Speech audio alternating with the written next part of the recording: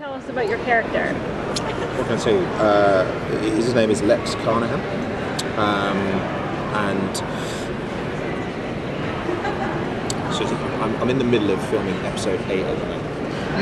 And what's happened is we've had this guy who was quite sorted in the beginning. He was kind of the go-to guy, and everything that he's known to believe to be true has been challenged. And so I felt all the way since the beginning he has these kind of two forces kind of just travelling towards each other, meaning he has to hold all of that in. And I'd say that's kind of where Lex is at the moment. And that probably describes him best without. Claudia Black, get back here. Right now. Sit down. Come on. Hi. Stop sneaking past. It was very bad sneaking, wasn't it? We were just talking about Lex. We were. Let's talk about Lex. Let's talk about Lex. And so I was just saying about that Claudia Black's character loves him. And yes, interested. Yes. Yeah. Yes. Explore. Yes. I'm really glad you came. So much. You've really. Well, I was just in a cheeky mood playing with Hannah in the background, and then you sort of kind of go, wait, that's probably not appropriate to say out loud to anybody ever. So you have to kind of just, you know. Just we've both got kids. Right. That might see and this. grandmas. Yes, Lex. Well, something we were talking to Claudia about was how there is this pull, especially for Lex's character, between like the public responsibility and the more personal ones, and that's really apparent from the get-go. Can you talk about how that dynamic presents and maybe how it changes as the season progresses? I love that dynamic actually, and that's one of the reasons why the piece really interested me, because coming from London and reading in the press, feeling like almost every week, every month, there's some sort of altercation between your police force and the public, and that kind of how someone can toe the line with that and maintain a sense of authority around that pressure that's out there really interested me. And the guy that I spoke to for my research, what was fascinating about him was his whole career. He'd done really well for himself in the police force, was based on a foundation of relationship with the public, which was being challenged. And I saw him recently, and he's now training cadets. He's not on the beat anymore. I think that's quite telling.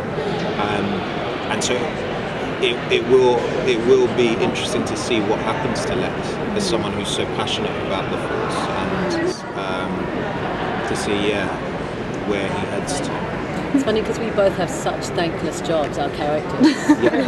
Such thankless jobs. And I'm always fascinated by the way that our relationship, from each episode I read, just how our dynamic keeps getting affected by the circumstances and the specific choices that we both have to make. It's juicy. You know, they talk a lot in the writers' room on the originals about the scene in Heat where De Niro and Pacino meet.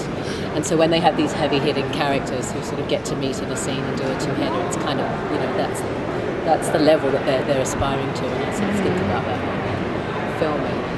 Who are you? Pacino or De Niro? I'm Pacino. I'll take De Niro. You gave me first pick. I mean, no offense. No offense, That's all right. Mr. De Niro. One of the cool things I think about Containment is that it's actually set in Atlanta. It's in a place where it's filmed, and that's not California or New York. And you know, both being from other countries and you know making your home here, can you talk a little bit about like what that setting's been like? Or also, I really like how there's such a diverse cast that represents the local population a little bit better, or the American population a little bit better. So I don't know if you wanted to. I love both of those points, and again, another massive reason why I took the job, because we're dealing with the sort of virus that we're used to hearing about happening in a developing country, and it happens, and we go, oh, that's a shame, and we carry on driving to work. And then there's a threat of it coming to our country, and we're like, this must be stopped.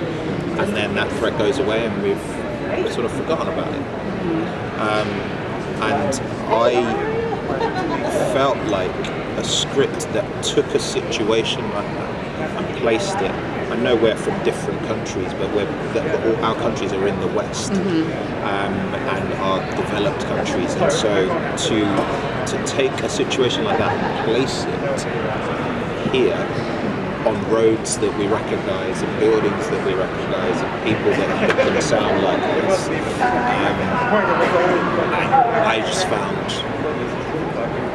I just found really attractive, really appealing to be involved with something like that. And then in terms of representing the population, that's a goal of mine, to play characters where actually it could be any race, it could be any sex for that matter, saying these words. But actually, if we can get the people watching to connect with it and to empathise and go on a journey, then I think that will help us. I could feel you, Chris. I feel you. I see you. You know what I think about though? We're asking quite a bit of our audience, because we're not setting this in a dystopian alternate universe. We're actually setting it in a real city with the real CDC, with the real information, and a very realistic virus. So what we're asking of the audience is that they're prepared to get a little uncomfortable. And in exchange, we're going to give them really beautiful relationships and really interesting storytelling. And I think that's a great risk to take. And I love that Julie Black doesn't shy away from.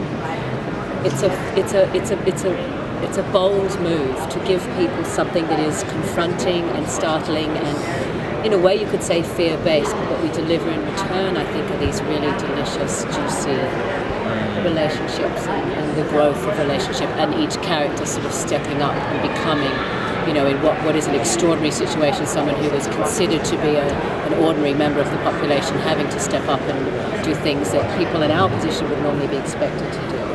Do you know what? I'm really glad you said that. if you can edit that like I said it, that would be really wonderful. You're doing just fine, Mr. Gyasi. Well, I think Lex in particular is in a relationship that is very quickly separated. So what was it like to have to kind of play half of this romance that is kept so far apart? Oh my goodness, right? Well, let me just clean this table before I speak about that.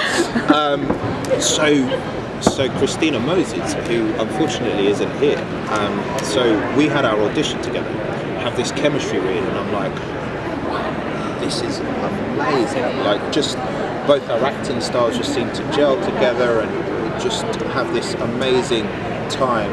Then do our first scene, which felt like I was breaking up with someone, and then that's it. I don't see her for like however many episodes, and it's been like Lex has been pining for her, and I felt that. I felt like this character within me, but I miss you, which hopefully will come across in the piece. But I think we're both excited about reuniting and seeing where that takes us. And then, of course, it's not as drastic as this, I admit it. But I was thinking about, about Nelson and Winnie Mandela, if I can even put those two names in the same sentence. But one thing that, even as a young child, really fascinated me about that was two people that were in love. Suddenly this guy gets taken away. They come back together, and then they were divorced. And I thought, 25 years of waiting to be with someone, how does that happen? But of course they become different people. We're not apart for 25 years, but there is a separation and a set of circumstances that happen very, this virus happens in a short space of time but affects us so drastically that I'm intrigued to see what happens when these two people come back together, because they're very different. They are. So it's a lovely question, thank you. They were all lovely questions.